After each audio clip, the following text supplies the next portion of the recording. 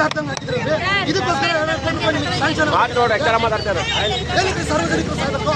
ಯಾರ್ದಾದ್ರು ಹಣ ಬಿಟ್ಟು ಬಂದು ಮಾಡ್ತಾರೆ. ನೆನ್ನೆ ಬಂದು ನೋಡ್ಕೊಂಡು ಹೋಗಿದ್ದೀನಿ ನಾನು.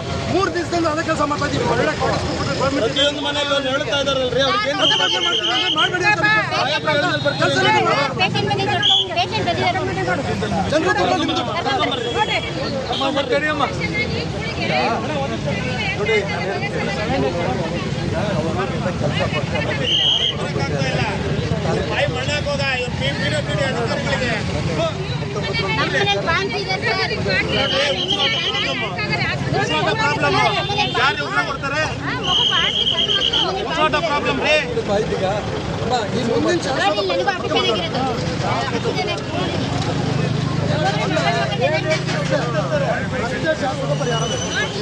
ಪ್ರಪೋಸಲ್ ಹೋಗಿದೆ ಅಂತೆ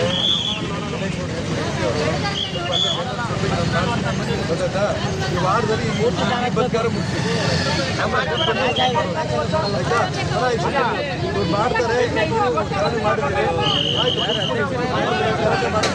ಆಗಿದೆ ಮತ್ತೊಂದು ಸಾಹೇಬ್ರು ಹೇಳ್ತಾರೆ ಅಂತ ನಾವು ವಿಡ್ರಾ ಮಾಡ್ತೀವಿ.